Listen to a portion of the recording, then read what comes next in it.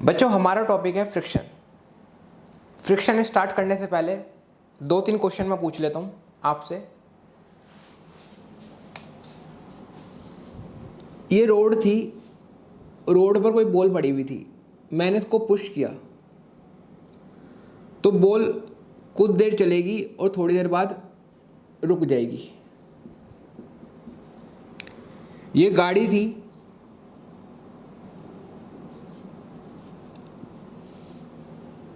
गाड़ी 100 kilometre per hour की speed से चल रही थी।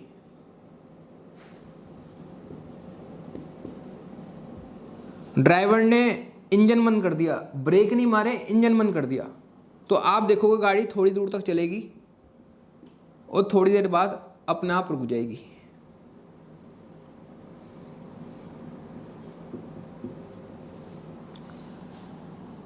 ये जमीन थी, जमीन पर कोई ऑब्जेक्ट पड़ा हुआ था, मैंने ऑब्जेक्ट को पुश किया 10 मीटर पर सेकंड की रफ्तार से, तो आप देखोगे ऑब्जेक्ट थोड़ी दूर तक चलेगा और थोड़ी देर बाद अपने आप रुक जाएगा। सवाल उठता है, ये चीजें रुक रही हैं तो रुकी क्यों? न्यूटन का पहला नियम याद कियो। न्यूटन का पहला नियम था लॉ ऑफ इनर्शिया, जड़त्व का नियम। उसने अपने नियम में कहा था अगर कोई चीज गति में है तो वो गति में ही रहना पसंद करेगी जब तक कि उस पर कोई भारी बल ना लगाया जाए। तो यहां तो अगर आप देखोगे न्यूटन का नियम फेल हो गया। बॉल मोशन में थी तो इसको मोशन में ही रहना चाहिए था, बॉल रुक गई। नहीं रुकना चाहिए था ना, लेकिन बॉल रुक गई। गाड़ी थी, उसकी स्पीड पहले 100 किलोमीटर पर आवर थी, तो उसको चलते ही रहना चाहिए था, चाहे इंजन बंद भी हो जाता, लेकिन गाड़ी भी थोड़ी देर बाद रुक गई। ये ऑब्जेक्ट था, ऑब्जेक्ट अगर मोशन में था तो उसे जिंदगी भर मोशन में रहना चाहिए था, लेकिन ऑब्जेक्ट भी थोड़ी देर बाद रुक गया। तो यहां पर क्या न्यूटन का नियम फेल हो गया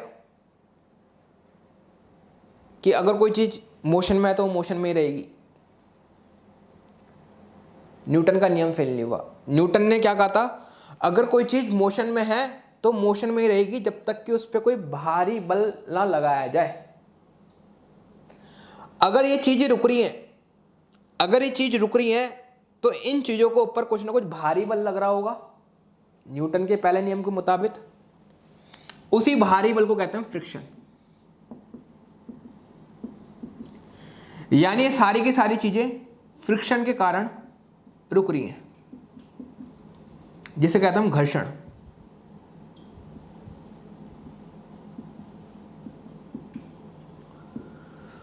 फ्रिक्शन हमेशा मोशन के अपोजिट डायरेक्शन में लगता है। अगर ऑब्जेक्ट इधर जा रहा है तो फ्रिक्शन इधर लगेगा। फ्रिक्शन की डायरेक्शन क्या होती है? डायरेक्शन ऑफ फ्रिक्शन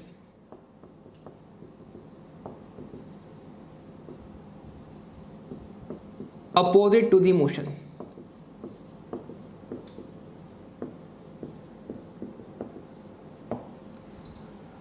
घर्षण की दिशा गति के विपरीत दिशा में होती है। एक एग्जांपल लेते हैं, ये टेबल थी,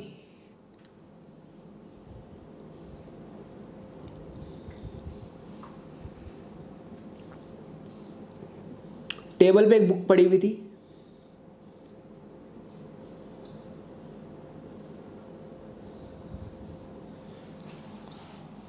मैंने बुक पर थोड़ी सी फोर्स लगाई, बुक अपनी जगह से हिली नहीं। मैंने बुक पर थोड़ी सी फोर्स लगाई लेकिन बुक अपनी जगह से हिली नहीं। क्यों? क्योंकि अपोजिट डायरेक्शन में फ्रिक्शन लग रहा होगा। इस डायरेक्शन में क्या लग रहा होगा? फ्रिक्शन लग रहा होगा। जिस डायरेक्शन में मोशन हो रहा है या मोशन होने की उम्मीद है, उसके अपोजिट डायरेक्शन में फ्रिक्शन लगता है। अगर मैं बुक को पुश करने की कोशिश कर रहा हूं तो बुक का मोशन इस वाली डायरेक्शन में होने की उम्मीद है, तो उसके अपोजिट डायरेक्शन में क्या लगता है? फ्रिक्शन लगता है, यानी घर्षण बल लगेगा।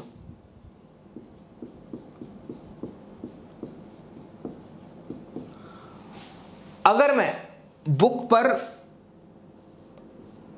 इस तरह से फोर्स लगाता, यहां से इस तरह से पुश करने की कोशिश करता, आप बताइए फ्रिक्शन कौन सी डायरेक्शन में लगता।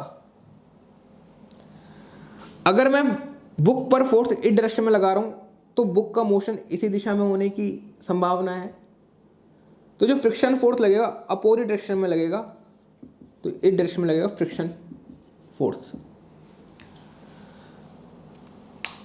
हमने यहां से एक पॉइंट सीखा कि फ्रिक्शन की जो डायरेक्शन होती है वो क्या होती है, अपोजिट टू द मोशन। जिस डायरेक्शन में मोशन हो रहा है या मोशन होने वाला है उसके अपोजिट डायरेक्शन में क्या लगती है, फ्रिक्शन। अभी तक हमने केवल एक ही पॉइंट सीखा है। अब दूसरा पॉइंट हम क्या सीखने वाले हैं, भाई फ्रिक्शन लगती क्यों है, what is the cause of friction, घर्षण बल का क्या कारण होता है, क्यों लगता है घर्षण बल, इसको बारीकी से समझने की कोशिश करते हैं।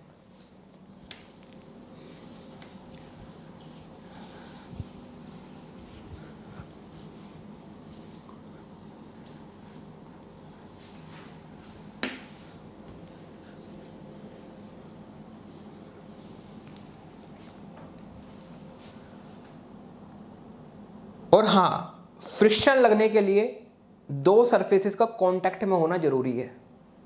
जैसे बुक और जो टेबल का सरफेस है कांटेक्ट में है, तो यहां पर लगेगा फ्रिक्शन। तो फ्रिक्शन कौन सी फोर्स होती है, कांटेक्ट फोर्स होती है, कांटेक्ट फोर्स, स्पर्शीय बल।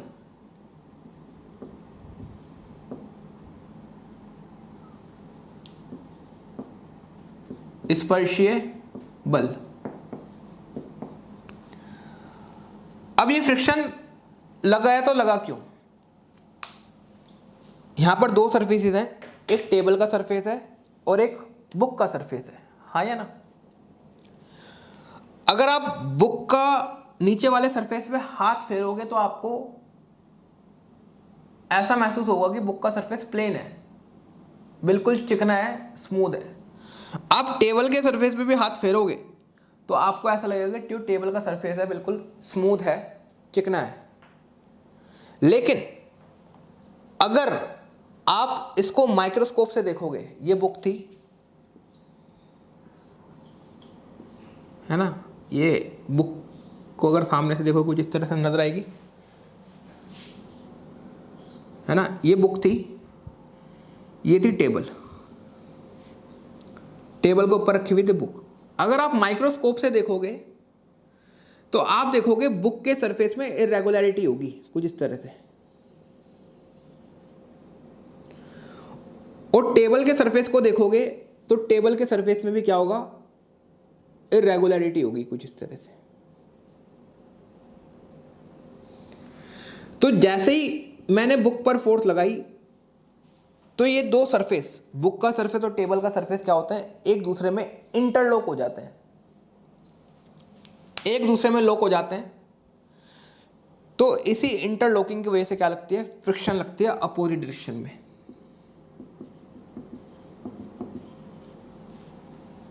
तो फ्रिक्शन का कारण क्या है, क्योंकि सरफेस में क्या होते हैं, इरेगुलरिटी होती है। कॉज ऑफ फ्रिक्शन क्या है,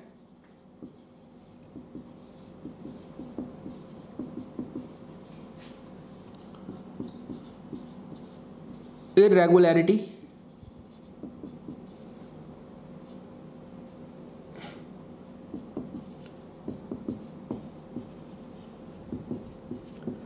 यानी सतह में समानता, असमानता।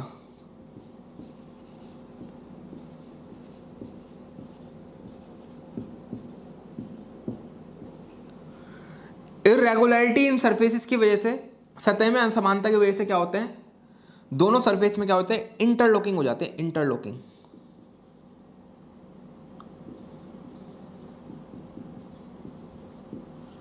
यानी दो सरफेसेस एक दूसरे को क्या कर लेते हैं, बॉन्ड बना लेते हैं, एक दूसरे में बंध जाते हैं, है ना। ठीक है, तो हमने फ्रिक्शन का कारण पूछा, घर्षण का क्या कारण है, सतह में असमानता घर्षण का कारण होती है। चाहे कितना भी स्मूथ सरफेस हो उसमें इरेगुलरिटी होगी ही होगी। ये बोर्ड आपको स्मूथ नजर आ रहा होगा, क्या ये बोर्ड वाकई में स्मूथ है? अगर मैं इसको माइक्रोस्कोप से देखूंगा तो मैं देखूंगा इस बोर्ड के अंदर भी छोटे छोटे छोटे छोटे गड्ढे हैं। इसमें भी क्या है, इरेगुलरिटी है, जब भी इस बोर्ड पर मार्कर चल पा रहा है। जो ये मार्कर की इंक है इन गड्ढों में भर जाती है और आपको बोर्ड पर लिखा हुआ दिखाई दे रहा है। तो कोई भी जो सरफेस होता है वो पूरी तरह स्मूथ नहीं होता, वो सरफेस इरेगुलर होता है। ठीक है, अच्छा, अब सवाल उठता है कि हम चल क्यों पाते हैं? हम चल क्यों पाते हैं?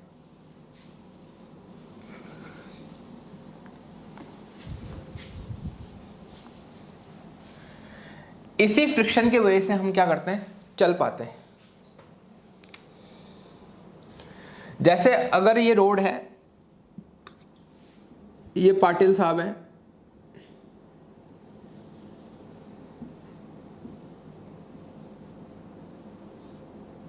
है ना, ये पाटिल साहब का पैर है ना, ये पाटिल साहब को इस दिशा में जाना है। तो पाटिल साहब क्या करेंगे, जमीन पर पैर रखेंगे और ये पैर इनका यहीं पर रह जाता है और पीछे वाला पैर आगे चला जाता है। फिर ये वाला पैर यहीं पर रह जाएगा, इसके पीछे वाला आगे चला जाएगा। ये हो कैसे रहा है? जो पाटिल साहब हैं, अगर वो देखेंगे अपने जूते को माइक्रोस्कोप से तो इनके जूते में भी क्या होगी, इनके जूते के सरफेस में क्या होगी, असमानता होगी कुछ इस तरह से।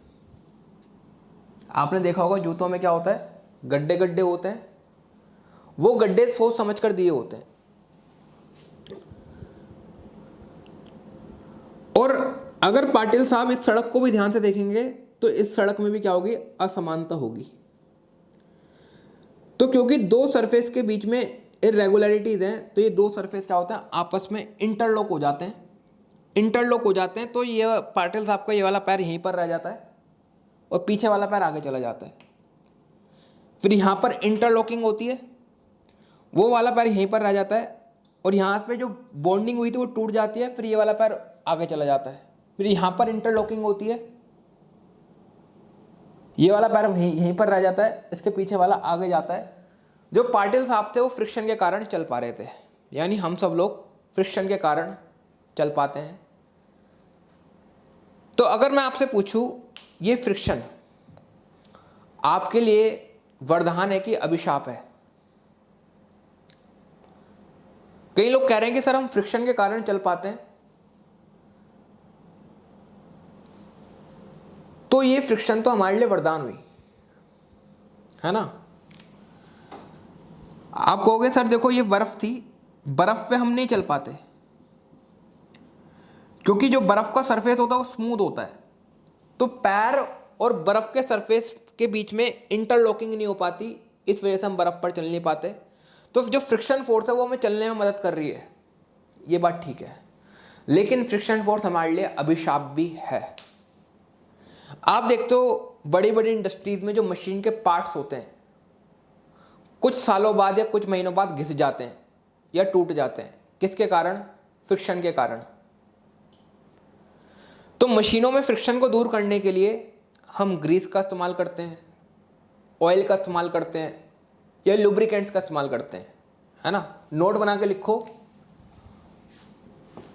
फ्रिक्शन क्या है हमारे लिए? Friction is both boon and Ben.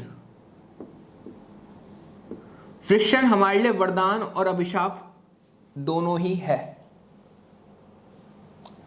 घर्षण हमारे लिए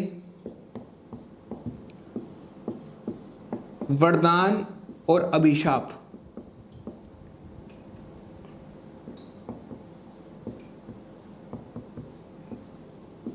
दोनों हैं। वरदान कैसे है? फ्रिक्शन के कारण आप चल पाते हो। अभिशाप कैसे है, मशीनें वगैरह फ्रिक्शन की वजह से ख़राब हो जाती हैं, मशीनों के पार्ट्स की लाइफ ख़त्म हो जाती है, तो इससे करोड़ों अरबों का नुकसान होता है इंडस्ट्री को। अच्छा, मेरा एक सवाल है, मैंने आपको ये बताया है कि जो फ्रिक्शन होती है मोशन के अपोजिट डायरेक्शन में लगती है। अगर मान लो मैं बुक को इधर धक्का देने की कोशिश कर रहा हूँ तो फ्रिक्शन फोर्स इस डायरेक्शन में लगेगी। ये पाटिल साहब थे, ये पाटिल साहब का पैर था, पाटिल साहब इधर को जा रहे थे, यानी पाटिल साहब का जो मोशन था इधर की तरफ था। सोच समझ कर बताना, जो इनके पैरों के बीच में और सड़क के बीच में फ्रिक्शन होगी वो किस दिशा में लग रही होगी। जो पैर और सड़क के बीच की जो फ्रिक्शन होगी, फ्रिक्शन के लिए दो सरफेसेस होने जरूरी हैं, वो किस डायरेक्शन में लग रही होगी।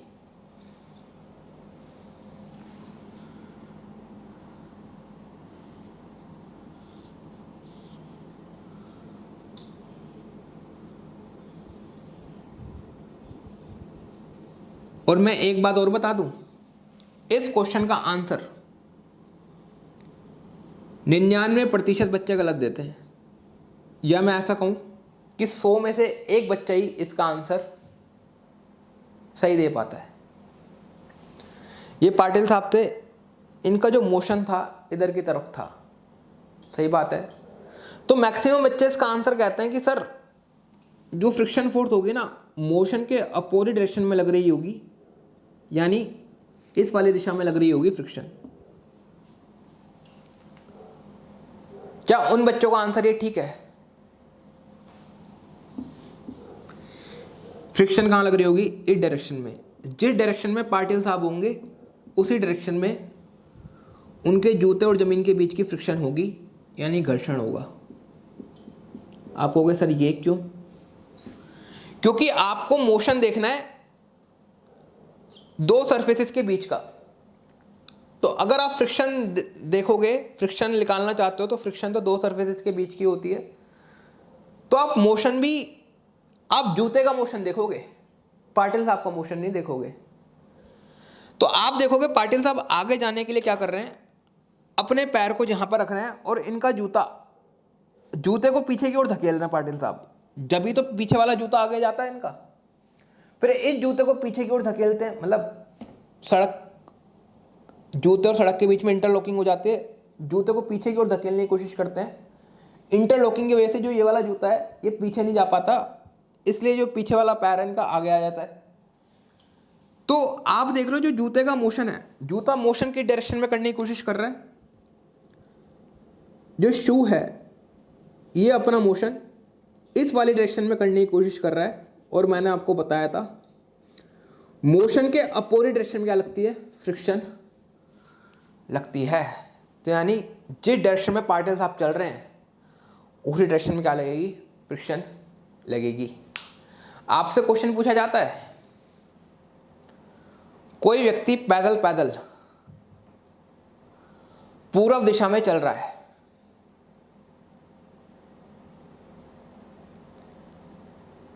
तो बताइए जो उसके पैर और जमीन के बीच का घर्षण बल होगा वो किस दिशा में लगेगा? अगर व्यक्ति पूर्व दिशा में चल रहा है तो घर्षण बल भी पूर्व दिशा में ही लगेगा। इतनी बात क्लियर हुई? हाँ या ना? चलिए, ये मैं बारीक पॉइंट बता रहा हूं आपको।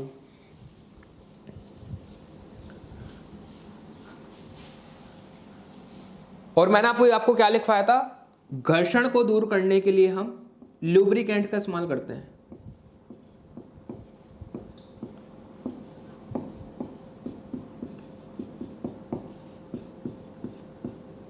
किसका इस्तेमाल करते हैं? लुब्रिकेंट्स, यानी स्नेहक, जैसे कि ग्रीस,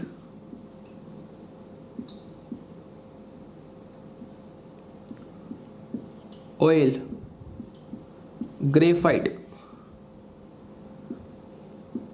ग्रेफाइट एक लौता ऐसा लुब्रिकेंट है जो कि सॉलिड स्टेट में होता है।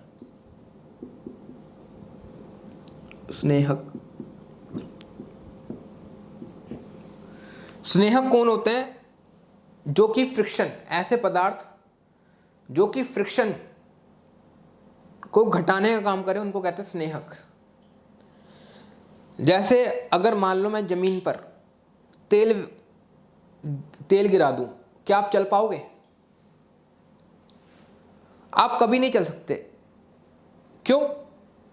क्योंकि फ्रिक्शन कम हो जाएगी। फ्रिक्शन कम हो जाएगी तो आप चल नहीं पाओगे, और चलने के लिए फ्रिक्शन की जरूरत होती है।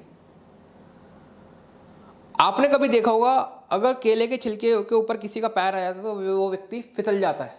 क्यों? क्यों? आप जानते हो ये ऊबड़ खाबड़ रोड है, ये मतलब सरफेस है, ये सड़क है। सड़क के सरफेस में क्या होता है? इरेगुलरिटी होती है। अब मान लो जमीन पर क्या है? केले का छिलका पड़ा हुआ है। ये अगर किसी व्यक्ति का पैर इस केले के छिलके पर आ गया तो व्यक्ति फिसल जाता है। क्यों? क्योंकि व्यक्ति के जूते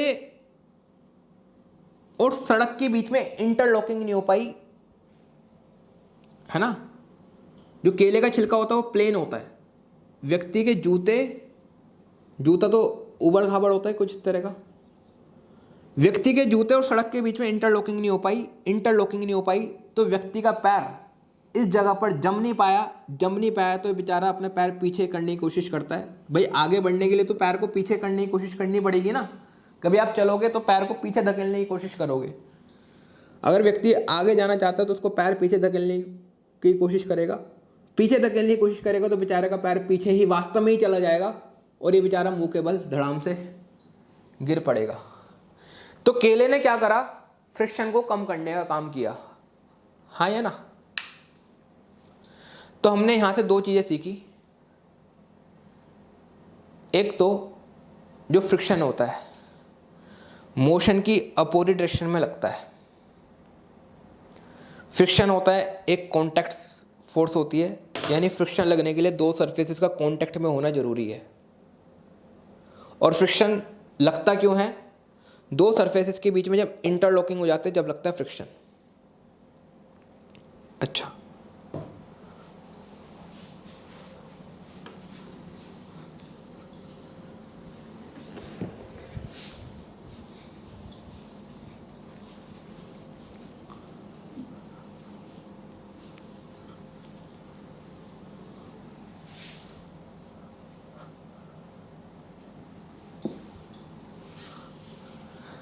आपके हाथों में भगवान ने लकीरें दे रखी है। देखो लकीरों को भी कुछ ना कुछ कारण होता है ना। आपके हाथ क्या हैं? उबड़ खाबड़ से हैं, उबड़ खाबड़ से, है ना। सपाट नहीं आपके हाथ।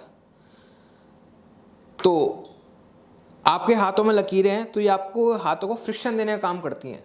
तो कोई भी चीज़ किसी भी चीज़ को आपको पकड़ने में मदद करती है ना। अगर आपके हाथ सपाट होते तो कोई किसी भी चीज़ को आप उठाते तो वो चीज़ आपके हाथों से फिसल सकती थी। ऐसा काम ना हो तो इसलिए भगवान ने हाथों में क्या दे रखी है?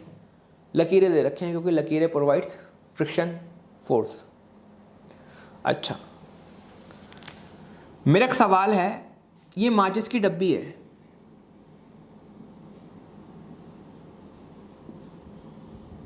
ये माचिस की डब्बी है, मैच बॉक्स।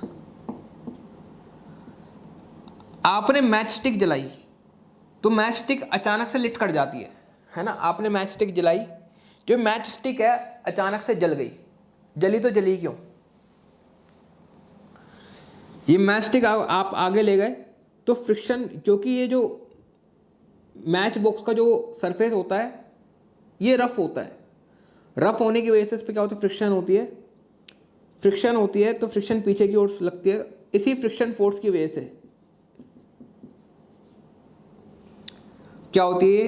जल जाती है। फ्रिक्शन फोर्स हमेशा हीट पैदा करती है। लिखो, पॉइंट बना के लिखो, friction produces heat.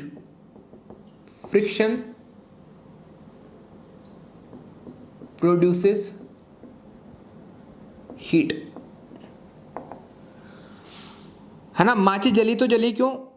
Friction force के कारण हीट पैदा हुई और उसी हीट के कारण जो रेड फॉस्फोरस था इसने आग पकड़ ली। जो मैच स्टिक बनी होती है वो रेड फॉस्फोरस की बनी होती है ना। आपने देखा होगा जब भी आप दो हाथों को आपस में रगड़ोगे, है ना, जब ये हाथ पीछे की ओर जाएगा फ्रिक्शन फोर्स आगे की ओर लगेगी, जब ये हाथ आगे की ओर आएगा तो फ्रिक्शन फोर्स पीछे की ओर लगेगी।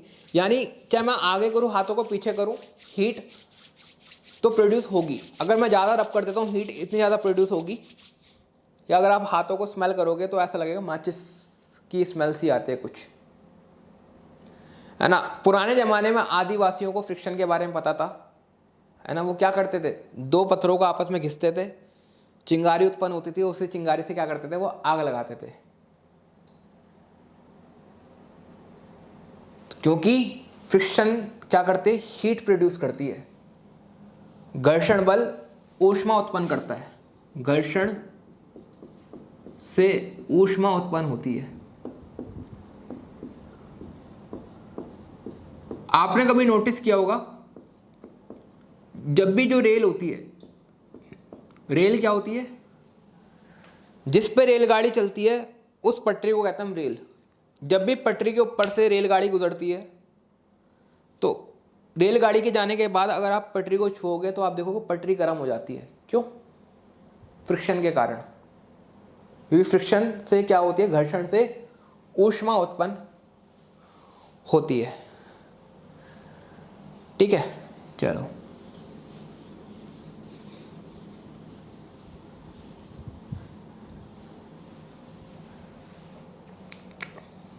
अच्छा, एक जमीन थी किसकी, संगमरमर की, मार्बल की, और एक कंक्रीट रोड थी। मैंने मार्बल की रोड पर बॉल को पुश किया और एक बार कंक्रीट की रोड पर मैंने बॉल को पुश किया। अब बताओ किस सड़क पर बॉल ज़्यादा दूरी तय करेगी? महसूस करके बताओ।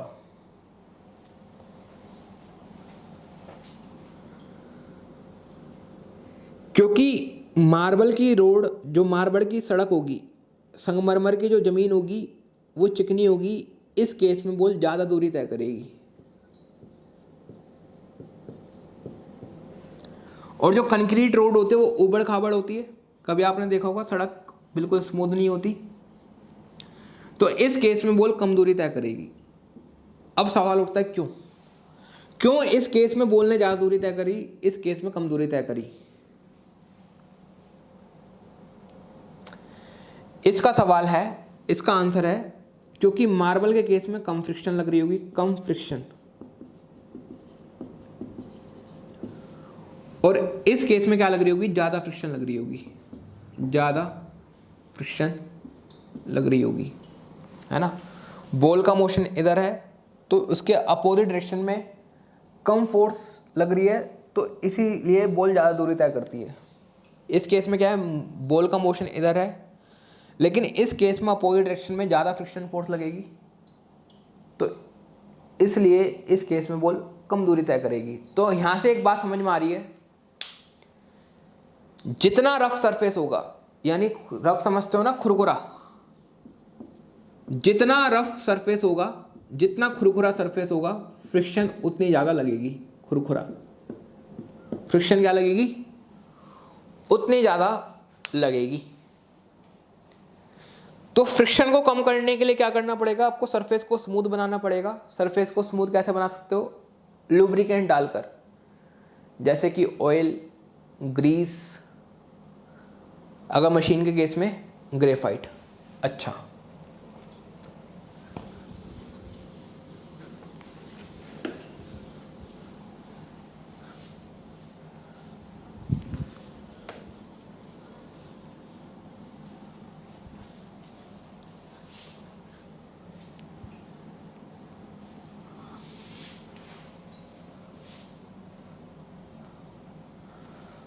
फ्रिक्शन, हम तीन तरह की फ्रिक्शन की बात करेंगे। एक बात करेंगे स्टैटिक फ्रिक्शन,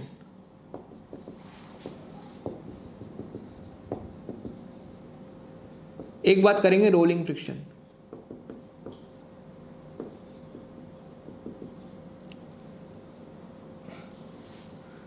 स्लाइडिंग फ्रिक्शन,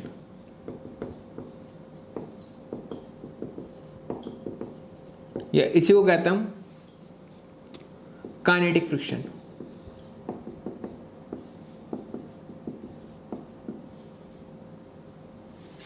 एक बात करेंगे रोलिंग फ्रिक्शन। तीन तरह की फ्रिक्शन की हम बात करने वाले हैं।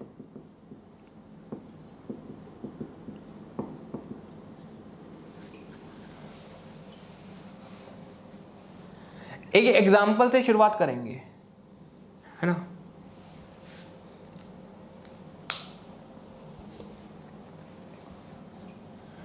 Static friction, sliding friction, rolling friction, इन तीन फ्रिक्शन की हम बात करने वाले हैं। पर लिख देता हूं काइनेटिक।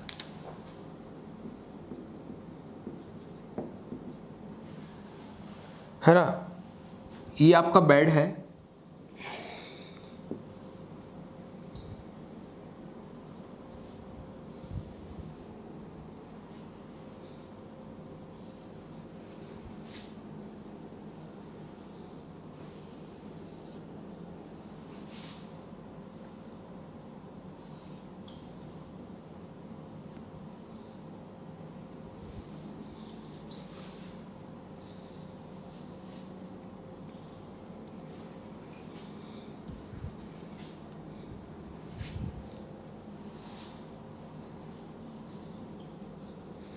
ये कि आपका डबल बेड है।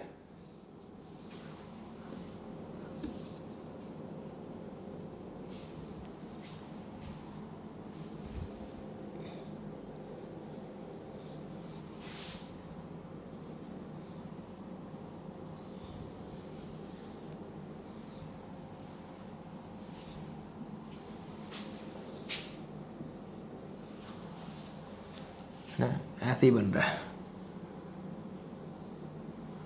है ना। डबल बेड है, ये ज़मीन पे पड़ा हुआ है, ये इस तरह से, है ना, ये ज़मीन पे पड़ा हुआ है ना। दिवाली की सफाई हो रही है, मम्मी ने कहा कि बेटा बेड सरका दे, तो आप उठे, आपने हाथ से फोर्स लगाई, बेड अपनी जगह से नहीं हिला। सवाल उठता है क्यों? आपने फोर्स इस डायरेक्शन में लगाई, बेड अपनी जगह से नहीं हिला। सवाल उठता है क्यों?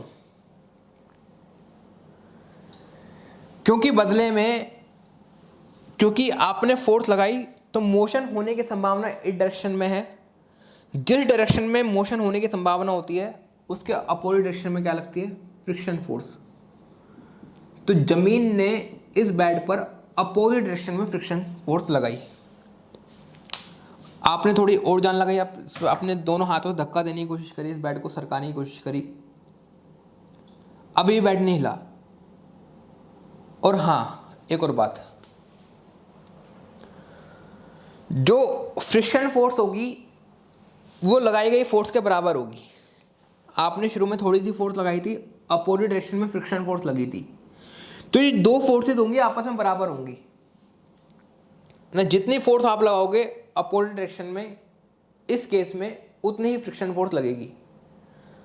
अगर मान लो ऐसा होता कि आपने कम फोर्स लगाई और फ्रिक्शन फोर्स जमीन ने ज़्यादा लगा दी, तो ये तो वही वाला केस होता कि आप बेड को इधर सरका रहे हो और बेड इधर सरक गया। ऐसा तो नहीं होता, ऐसा तो नहीं होता। तो जितनी आपने फ्रिक्शन फोर्स लगाई, जितनी आपने फोर्स लगाई, उतनी जमीन ने बेड पर क्या लगाई? फ्रिक्शन फोर्स लगाई। अब आपने क्या करा? फोर्स को बढ़ाया, बेड अभी भी नहीं हिला। आपने फोर्स को बढ़ाया तो उधर से जमीन ने फ्रिक्शन फोर्स को भी बढ़ा दिया, हाँ या ना? जब तो बेड नहीं हिला। आपने थोड़ी और फोर्स को बढ़ाया, जमीन ने उधर से फ्रिक्शन फोर्स को और बढ़ा दिया। तो एक ऐसा पॉइंट आएगा कि आपने फोर्स को थोड़ा और बढ़ाया तो बेड अपनी जगह से थोड़ा सा हिला, है ना। बेड अपनी जगह से थोड़ा सा हिला और फिर बेड मूव करता जाएगा। तो ऐसी फ्रिक्शन जब कोई चीज रेस्ट पर हो, ऐसी फ्रिक्शन जब लगे, ऐसा बोलो इसको,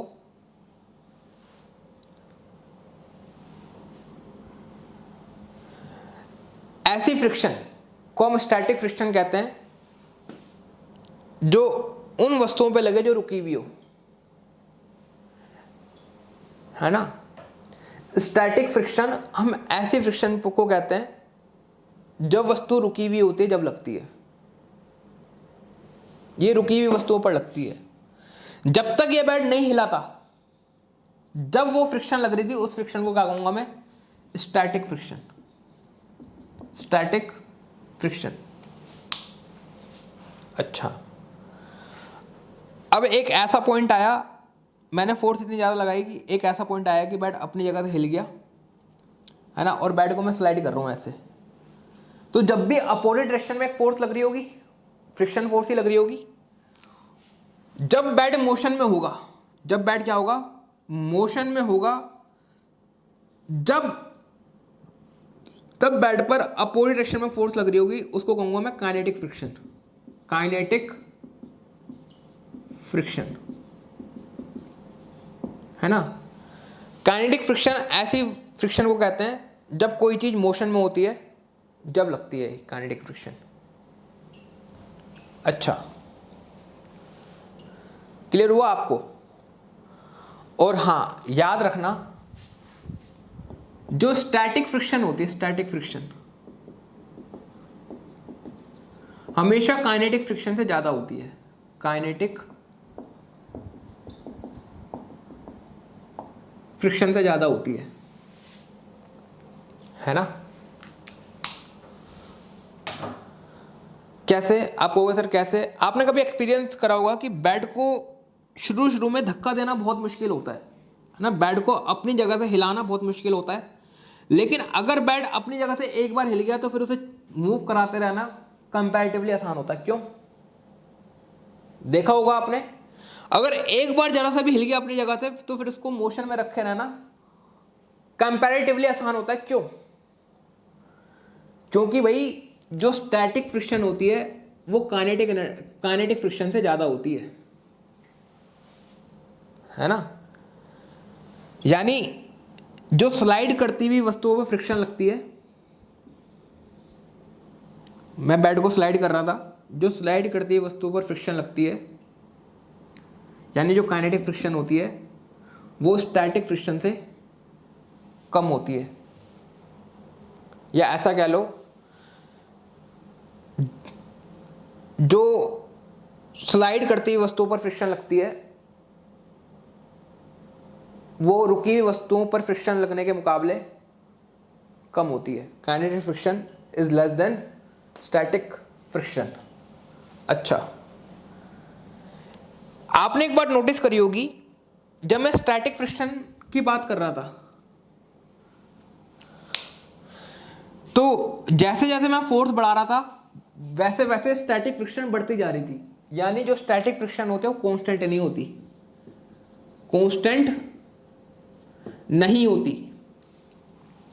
स्टैटिक फ्रिक्शन लगाई गई फोर्स पर डिपेंड करती है। अगर मैं फोर्स ज़्यादा लगाऊंगा तो स्टैटिक फ्रिक्शन ज़्यादा लगेगी, अगर मैं फोर्स कम लगाऊंगा तो स्टैटिक फ्रिक्शन कम लगेगी। जो यानी जो स्टैटिक फ्रिक्शन होती है वो क्या होता है? सेल्फ एडजस्टिंग, ये अपने आप एडजस्ट होती रहती है, सेल्फ एडजस्टिंग।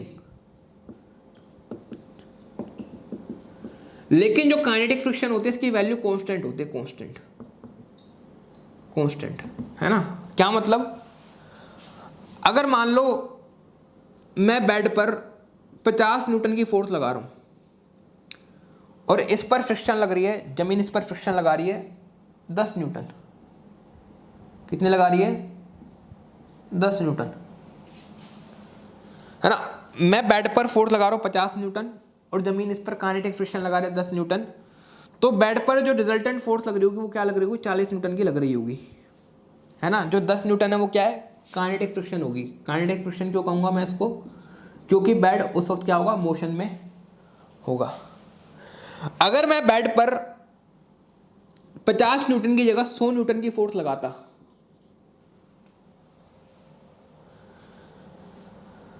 तो बेड पर अभी भी काइनेटिक फ्रिक्शन 10 न्यूटन ही लग रही होती। यानी जो काइनेटिक एनर्जी, जो काइनेटिक फ्रिक्शन की वैल्यू होती है वो हमेशा फिक्स होती है, वो समय के साथ नहीं बदलती, जबकि स्टैटिक फ्रिक्शन बदलता रहता है। है ना। जैसे मान लो इस बेड को हिलाने के लिए कम से कम 30 न्यूटन की आवश्यकता है। मान लो इस बेड को हिलाने के लिए कम से कम 30 न्यूटन की आवश्यकता है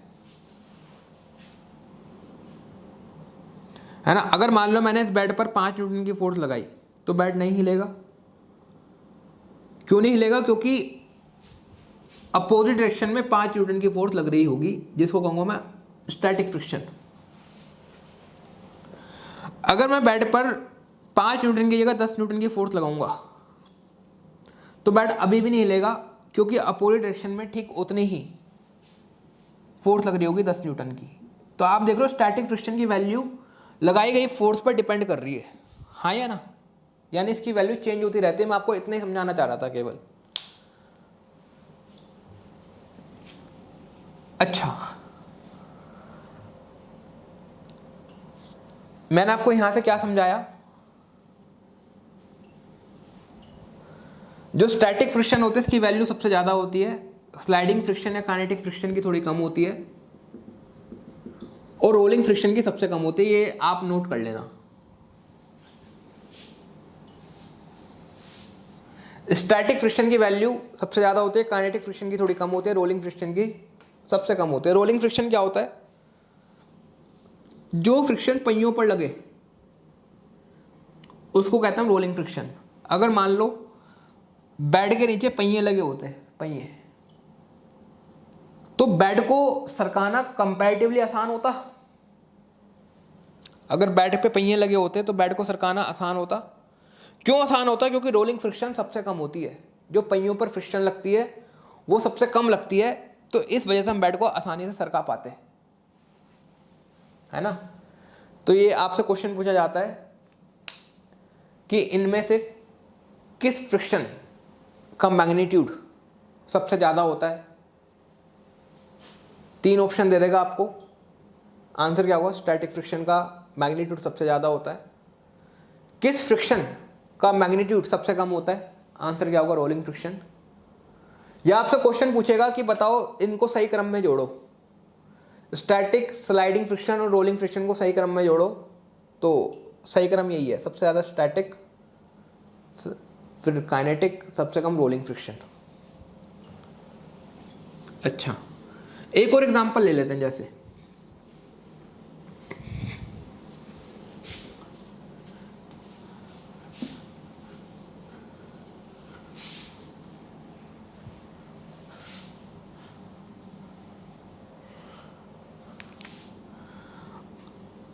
आपका जो बाहर जाने वाला बैग होता है ना, जिसको कहते हैं लगेज, लगेज वाला बैग होता है ये, है ना। इस पे हैंडल लगा हुआ है।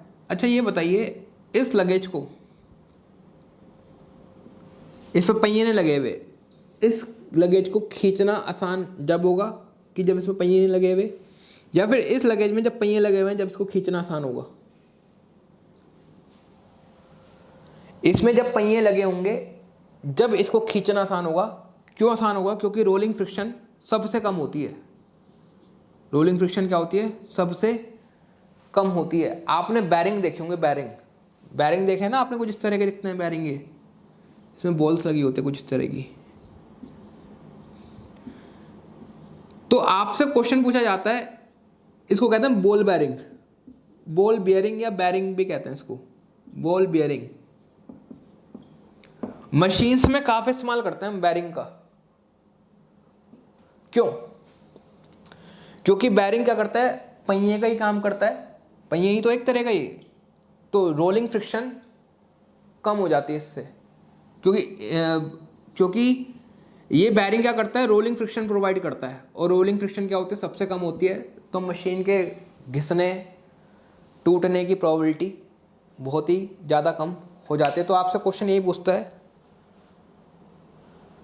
कि बैरिंग का इस्तेमाल क्यों करते हैं?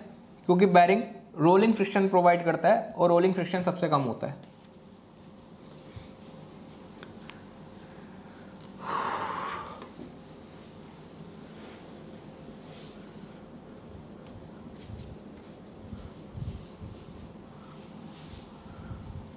अब सवाल ये उठता है, हमने 3 तरह के फ्रिक्शन पढ़े,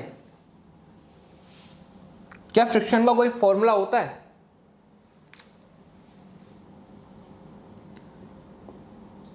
फ्रिक्शन का कोई फॉर्मूला होता है?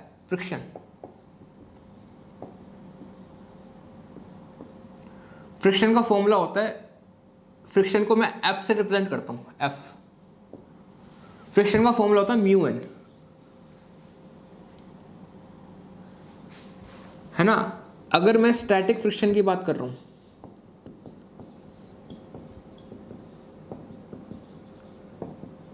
स्टैटिक फ्रिक्शन होगा म्यू की जगह लिखूंगा म्यू एस एन। अभी मैं बताता हूँ क्या होता है म्यू एस और एन क्या है। काइनेटिक फ्रिक्शन का फॉर्मूला होगा म्यू के एन, जिसमें से म्यू क्या होता है? कोफिशिएंट ऑफ फ्रिक्शन, घर्षण का गुणांक। ये म्यू एस और ये एन क्या होता है? Normal reaction.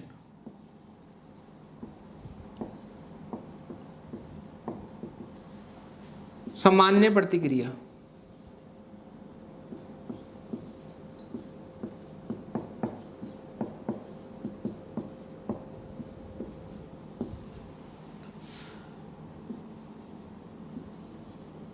म्यू एस होता है coefficient of static friction.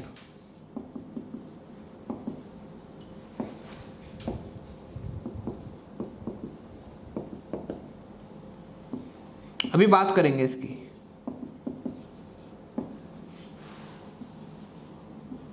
Mu के क्या होता है? Coefficient of kinetic friction.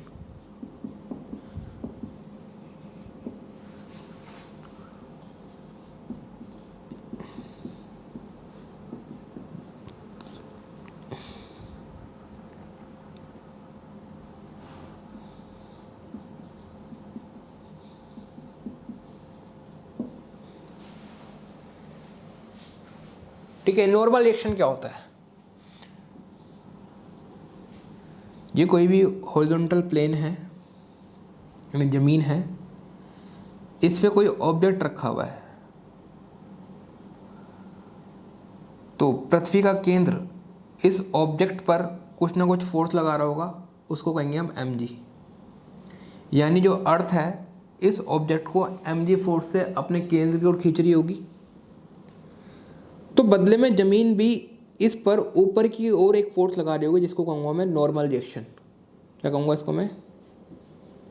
Normal reaction, सामान्य प्रतिक्रिया।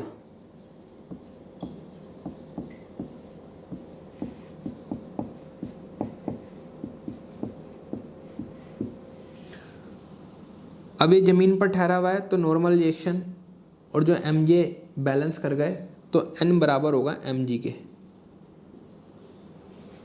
n किसके बराबर होगा इस केस में? mg के।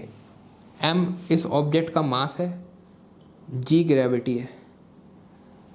यानी जो फ्रिक्शन फोर्स हो है, फ्रिक्शन फोर्स का अगर मैं दूसरा फॉर्मूला बनाने की कोशिश करूँ तो n की जगह मैं mg लिख सकता हूँ, हाँ या ना? n की जगह लिख दिया मैंने mg। अगर स्टैटिक फ्रिक्शन की बात करता हूँ mu S mg, kinetic friction की बात करता हूँ तो म्यू के mg, n की जगह लिख दिया मैंने mg। अच्छा, तो आप देखोगे mg दोनों में कॉमन है। स्टैटिक फ्रिक्शन और काइनेटिक फ्रिक्शन में mg दोनों में आ रहा है। अभी आपने पढ़ा था कौन सी फ्रिक्शन ज़्यादा होती है, स्टैटिक फ्रिक्शन की काइनेटिक फ्रिक्शन? बताइए, क्या बताया था मैंने आपको? कौन सी फ्रिक्शन ज़्यादा होती है, स्टैटिक फ्रिक्शन की काइनेटिक फ्रिक्शन? स्टैटिक फ्रिक्शन ज़्यादा होती है काइनेटिक फ्रिक्शन से। तो मैं ऐसा कह सकता हूँ, है ना, म्यू एस mg ज़्यादा है म्यू के mg से, है ना। यहाँ पर mg से mg कट जाएगा तो मैं ऐसा कह सकता हूँ म्यू एस ग्रेटर देन होता है म्यू के से। यानी कोफिशिएंट ऑफ स्टैटिक फ्रिक्शन, ये एक तरह का कांस्टेंट होता है, ये ज़्यादा होता है कोफिशिएंट ऑफ काइनेटिक फ्रिक्शन से। कोफिशिएंट ऑफ स्टैटिक फ्रिक्शन ज़्यादा होता है कोफिशिएंट ऑफ काइनेटिक फ्रिक्शन से, ये रिलेशनशिप याद रखना। अच्छा, चलो एक क्वेश्चन है मेरा, आप बताना कौन सी फ्रिक्शन लग रही है, कौन सी फ्रिक्शन लग रही है। ये गाड़ी थी, इसकी स्पीड 100 किलोमीटर पर आवर थी। इस गाड़ी ने अपना इंजन बंद कर दिया, ब्रेक नहीं मारे, थोड़ी देर बाद गाड़ी अपने आप क्या हो जाएगी, रेस्ट पर आ जाएगी। मेरा सवाल ये है कि गाड़ी रेस्ट पर आई तो आई क्यों? गाड़ी रेस्ट पर आई तो आई क्यों? आपका आंसर क्या होगा? फ्रिक्शन के कारण गाड़ी रेस्ट पर आई। अब मेरा दूसरा क्वेश्चन है कि कौन सी फ्रिक्शन के कारण गाड़ी रेस्ट पर आई? स्टैटिक फ्रिक्शन, काइनेटिक फ्रिक्शन या रोलिंग फ्रिक्शन? आपका आंसर होगा सर, गाड़ी में पहिए लगे होते हैं और जो पहियों पर फ्रिक्शन लगता है उसको कहते हैं रोलिंग फ्रिक्शन। तो रोलिंग फ्रिक्शन के कारण गाड़ी रेस्ट पर आई। अच्छा, मैंने क्या किया, अच्छा ये ऑब्जेक्ट था, मैंने इसको पुश किया, मैंने इसको फोर्स लगाई, ये ऑब्जेक्ट अपनी जगह से नहीं हिला।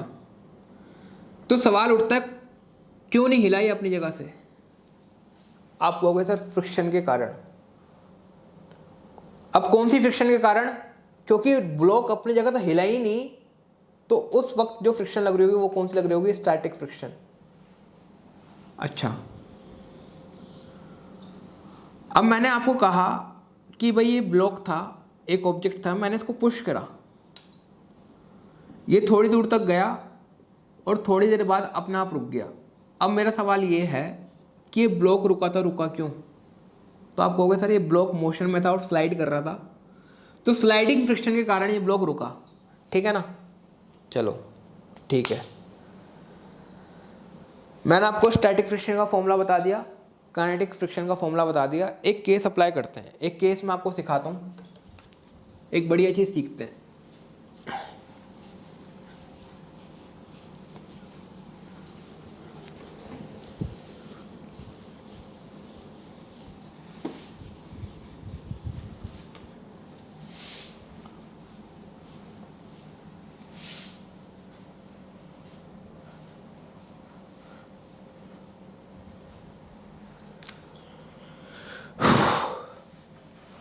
बढ़िया चीज़ क्या है? हाँ,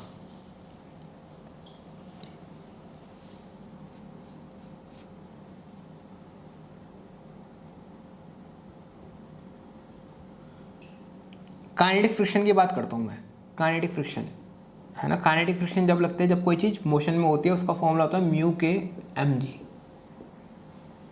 यानी काइनेटिक फ्रिक्शन तीन चीज़ों पर डिपेंड करती है, कोफिशिएंट ऑफ काइनेटिक फ्रिक्शन, मास और ग्रेविटी पर। हाँ या ना? तीन चीज़ों पर डिपेंड कर रही है काइनेटिक फ्रिक्शन। किस पर? कोफिशिएंट ऑफ काइनेटिक फ्रिक्शन, मास और ग्रेविटी पर।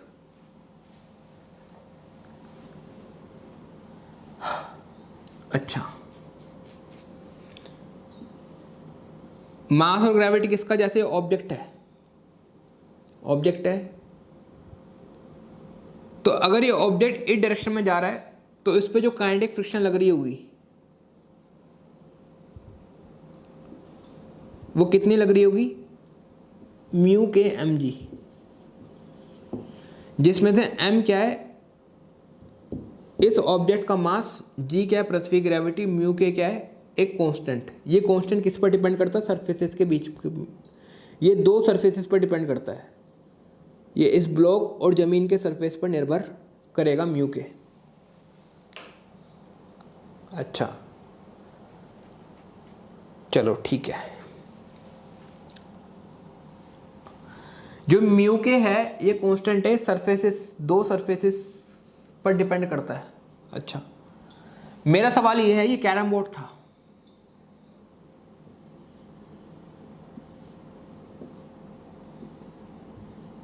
ये स्ट्राइकर था, स्ट्राइकर,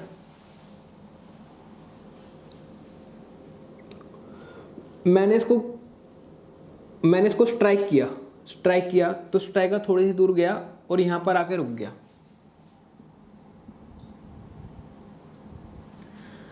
तो स्ट्राइकर रुका तो रुका क्यों?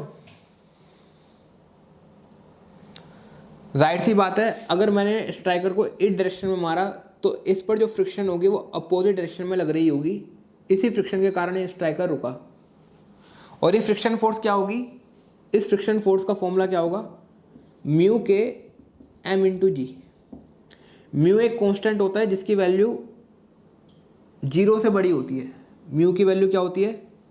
0 से 1 के बीच में, 0 से 1 के बीच में कुछ ना कुछ होती है वैल्यू, और ये सरफेसेस पर डिपेंड करता है। और एम क्या है? इस स्ट्राइकर का द्रव्यमान, और जी क्या है? पृथ्वी की ग्रेविटी। अच्छा, तो फ्रिक्शन फोर्स इतनी लग रही होगी म्यू के एम जी। अच्छा, अब मैंने क्या करा, इस कैरम बोर्ड को मैं चंद्रमा पर ले गया, चंद्रमा पर ले गया।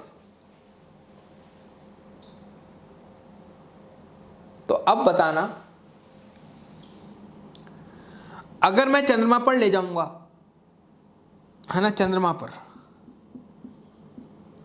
पर इस स्ट्राइकर पर फ्रिक्शन फोर्स कितनी लगेगी? इस स्ट्राइकर पर फ्रिक्शन फोर्स कितनी लगेगी चंद्रमा पर? एफ मून कितनी लगेगी? म्यू के एम इंटू जी मून, जो चंद्रमा पर ग्रेविटी होगी वो। क्या म्यू के बदल जाएगा चंद्रमा पर? यानी कोफिशिएंट ऑफ काइनेटिक फ्रिक्शन बदल जाएगा? भाई जो काइनेटिक फ्रिक्शन होता है, सॉरी, जो एक कोफिशिएंट होता है ये सरफेसेस पर निर्भर करता है। तो पृथ्वी पर स्ट्राइकर था, कैरम बोर्ड का सरफेस था, चंद्रमा पर भी स्ट्राइकर होगा, कैरम बोर्ड का सरफेस होगा, यानी सरफेस चेंज नहीं हो रहा तो म्यू के भी चेंज नहीं होगा। इसकी वैल्यू जो पृथ्वी पर होगी वही चंद्रमा पर होगी। क्या चंद्रमा पर स्ट्राइकर का द्रव्यमान बदल जाएगा? द्रव्यमान कभी नहीं बदलता। क्या चंद्रमा पर ग्रेविटी बदल जाएगी? बिल्कुल बदल जाएगी। चंद्रमा पर ग्रेविटी कम होती है, कम। कितनी कम होती है? जितनी पृथ्वी पर होती है उसका 6 गुना कम होती है, यानी G/6 होगी। तो आप देखोगे चंद्रमा पर जो फ्रिक्शन फोर्स लगेगी, इस स्ट्राइक पर जो फ्रिक्शन फोर्स लगेगी वो कम लगेगी, यानी चंद्रमा पर ये जो स्ट्राइकर होगा कैरम बोर्ड पर ज़्यादा दूरी तय करेगा। क्लियर हो रहा है आपको मेरी बात? चंद्रमा पर ये जो स्ट्राइकर होगा ये ज़्यादा दूरी तय करेगा, क्योंकि चंद्रमा पर फ्रिक्शन कम हो गई, क्योंकि ग्रेविटी कम हो गई। ठीक है, समझ आया? ठीक है, नहीं तो इसको दोबारा देखना आप।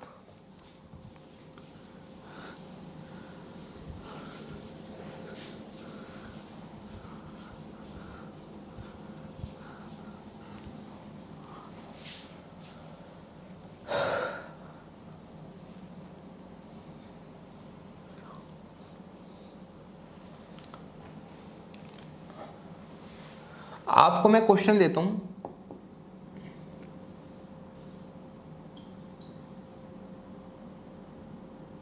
कोई ऑब्जेक्ट है, उसका द्रव्यमान है 5 किलो, जी की वैल्यू आपको लेनी है 10 मीटर पर सेकंड स्क्वायर। ये जमीन पर पड़ा हुआ है और 5 मीटर पर सेकंड की रफ्तार से जा रहा है ये ऑब्जेक्ट। 5 मीटर पर सेकंड की रफ्तार से जा रहा है ये ऑब्जेक्ट। आपको काइनेटिक फ्रिक्शन निकालनी है। काइनेटिक फ्रिक्शन बताइए कितनी होगी? गतिज घर्षण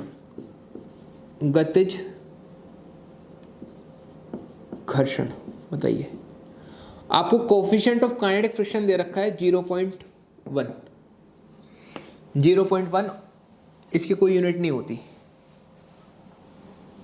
बताइए, काइनेटिक फ्रिक्शन का आपको फॉर्मूला पता होना चाहिए, क्या होता है, म्यू के एम जी। म्यू के की वैल्यू पता क्या होती है 0.1, एम की वैल्यू पता 5 है, जी की वैल्यू 10 है, तो आंसर क्या आ गया 5। 5 क्या, न्यूटन। 5 न्यूटन आपका आंसर आ गया।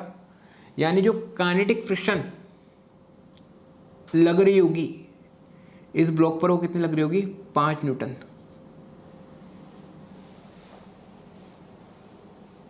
हाँ या ना। अच्छा, एक और सवाल कि इस ब्लॉक पर नेट फोर्स कितनी लग रही है। नेट फोर्स, इस ऑब्जेक्ट पर नेट फोर्स कितनी लग रही है। आप कहोगे कि सर इस ऑब्जेक्ट की जो वेलोसिटी है वो कांस्टेंट है। वेलोसिटी क्या है,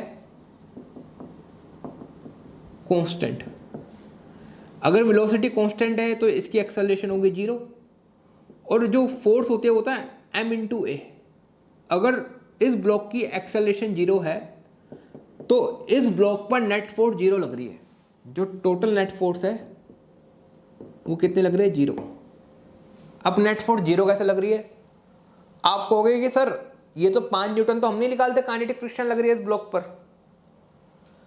तो नेट फोर्स 0 जब लग रही होगी इस पर की ब्लॉक पर अपोजिट डायरेक्शन में 5 न्यूटन का बल लगाया जा रहा होगा। मतलब इस डायरेक्शन में ब्लॉक पर 5 न्यूटन का बल लगाया जा रहा होगा, फ्रिक्शन इस डायरेक्शन में लग रही है, तो ये दोनों फोर्स हो गए ना, एक दूसरे को बैलेंस कर दिया दोनों फोर्सेस ने, है ना। कहने का मतलब इस ब्लॉक पर कोई व्यक्ति कितने न्यूटन का फोर्स लगा रहा होगा, 5 न्यूटन का फोर्स लगा रहा होगा, जब भी इस ब्लॉक पर नेट फोर्स हो गई 0, है ना। बैलेंस कर गए हैं ना आप, देख रहे हो कि दो फोर्स अपोजिट डायरेक्शन में, एक 5 न्यूटन इस डायरेक्शन में लग रही है और एक 5 न्यूटन इस डायरेक्शन में लग रही है, तो जब भी तो नेट फोर्स आएगी 0। हाँ या ना। चलिए, तो घर्षण में इतना ही है। मैं एंगल ऑफ रिपोज या फिर फ्रिक्शन एंगल की बात नहीं करूँगा क्योंकि आपके कोर्स में नहीं है, वो मैं एनडीए एयरफोर्स में पढ़ाता हूँ। तो मुझे उम्मीद है आपको फ्रिक्शन समझ में आ गया होगा, ठीक है। और आप लोगों का ग्रुप बना हुआ है कॉम्बो बैच का, जहाँ भी कोई दिक्कत हो आप मुझसे पूछना, या मुझसे पर्सनल में मैसेज करके पूछ सकते हो कि कोई चैप्टर समझ नहीं आया तो मैं उस चैप्टर को दोबारा ले सकता हूँ, ठीक है जी। चलिए फिर, जय हिंद जय भारत।